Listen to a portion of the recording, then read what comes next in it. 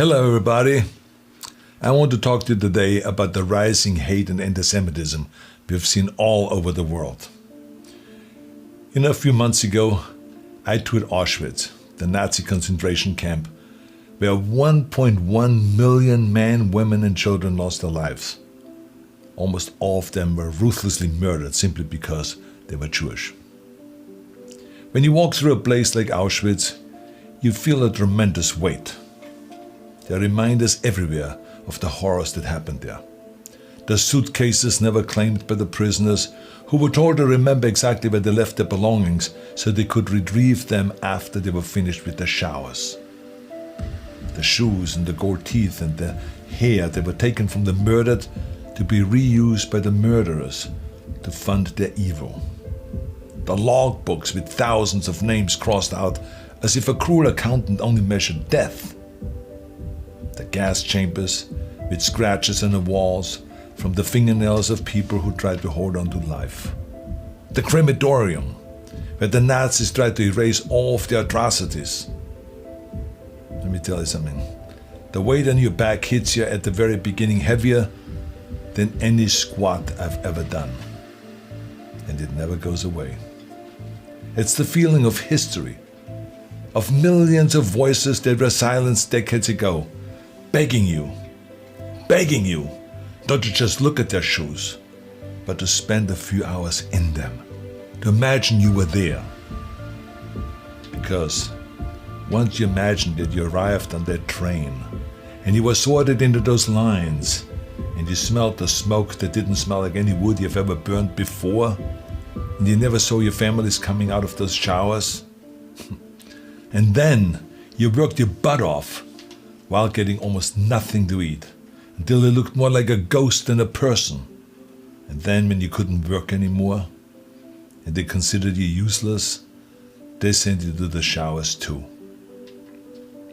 Once you've spent the time to really think about all of those things, then your imagination has no choice but to start the real work. How do we stop this from ever happening again?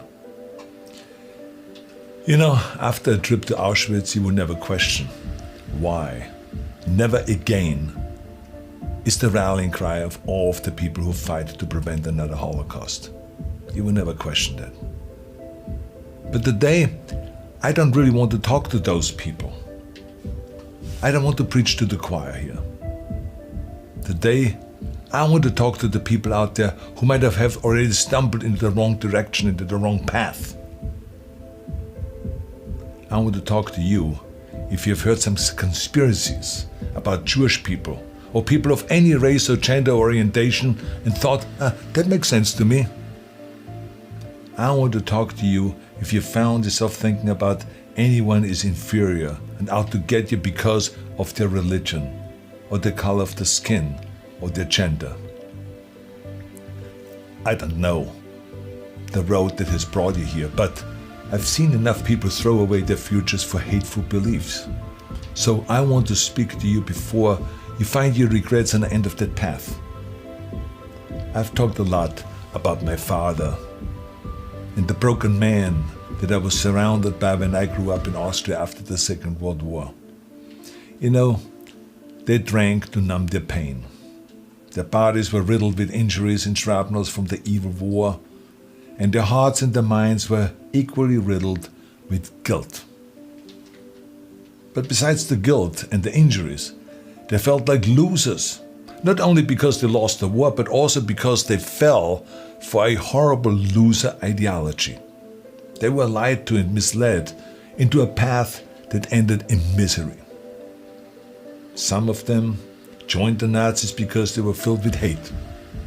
Some of them joined because they thought they deserved more in their lives. And they bought into that idea that the only way to make their lives better was to make other lives worse. Some of them joined because they were frustrated with the government, and some of them just joined because everyone else was doing it. In the end, it didn't really matter why they joined. They were all broken in the same way. That's the bottom line here. If you find yourself at the crossroads, wondering if that path of hate might make sense to you for one reason or the other, or even wrapping yourself with a flag of hate, I want you to know where that path ends. I want you to see it very clearly in front of you in your mind. Because throughout history, hate has always been the easy path, the path of least resistance. I get it. It's easier to find a scapegoat for a problem than to try to make things better ourselves, right? But let me be clear, you will not find success on the end of that road. You will not find fulfillment or happiness, because hate burns fast in pride. It might make you feel empowered for a while, but eventually consumes whatever vessel it fuels. It breaks you. It's the path of the weak. And that's why there has never been a successful movement based on hate. Think about that.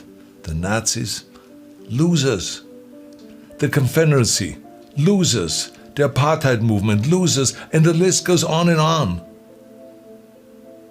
I don't want you to be a loser. I don't want you to be weak. See, I've spent most of my life helping people find their strength. This is where the action is, strength. And despite all of the things that we may disagree about, and all my friends who might say, Arnold, don't talk to those people, it's not worth it. I don't care what they say. I care about you. I think you're worth it. I know that nobody is perfect, I can tell you this firsthand. And I can understand how people can fall into a trap of prejudice and hate. Whether you grow up surrounded by hate, or get sucked into by some of big tech's algorithms that push you to the extreme, I can see how it can happen. I think all of us hold some prejudice, there's no two ways about that. And we have to fight it our whole lives. I know this is not the path of least resistance. It's easier to just throw around some bogus science claiming that you're superior to someone else than it is to actually work on becoming better yourself. It's easier to make excuses that the Jewish people conspired to hold you back than it is to admit that you just needed to work harder. It's easier to hate than it is to learn. It's easier when someone challenges you to get hurty feelings and to go and find some echo chamber that will tell you that you are right and they're wrong. But remember, easier isn't better. It isn't. When you spend your life looking for scapegoats, you take away your own responsibility. You remove your own power. You steal your own strength. Nobody who has chosen the easy path of hate has gotten to the end of that road and said, oh, what a life. No, they die as miserably as they lived. No matter how far you've gone, I want you to know that you still have the chance to choose a life of strength. But you have to give up your war against everyone that you hate. Let's give up that war. Whether you hate them because of their color of the skin, or their religion, or their gender, or their sexual orientation, it doesn't matter. Give it up. Give up that war. You know, the war that you have to really fight is the war against yourself. You have to fight a war against yourself. And it is not easy to look in the mirror and to change your own life. It's hard as hell. You have to take responsibility. You have to learn new things. You have to feel uncomfortable. Good, because discomfort is how we grow. That's how we become strong. If you run away from discomfort and resistance your whole life, you will always be weak. Just think about the gym, for instance. Now, that's where I learned most of my lessons, right? The muscles only grows from resistance. You have to struggle. You have to build strength. The more I force my hands against that steel bar, the bigger the biceps get and the stronger they get. When I was trying to squat 600 pounds and bench press 500 pounds and deadlift 700, it didn't feel like a walk in the park. It wasn't easy, no. I was uncomfortable. It was painful. Look at those photos. I was struggling. I was crying out loud in pain. You know something? Your mind and your character are no different than your body and your muscles. If you want to grow as a person, you really have to make friends with pain. Embrace the discomfort. Enjoy the struggle. You have two paths in front of you right now. One of them is going to be the harder one today. It's going to be downright painful. You will have to force your brain to think in new ways. You might lose some friends, who want to hold on to their weak beliefs. But as you pull yourself away from that anger and that hate, eventually you will start to feel empowered. You will realize that you have the greatest power of all, the power to change your own life. You will be stronger than you've ever known. The other path is easy, much easier. You don't have to change anything. Everything in your life that you aren't happy about can be someone else's fault. You can keep fueling yourself on the sugar high of hate. But the end of that road isn't pretty. I've seen it with my own eyes. You will end up broken, searching for ways to numb your pain and your misery. See, I don't want you to go through all of that. It's unnecessary. Let me tell you something.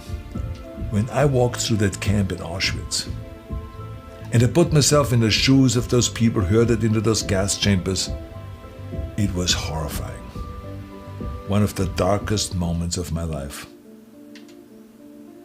But in that darkness, a woman who survived the horrors of Auschwitz helped me find the light.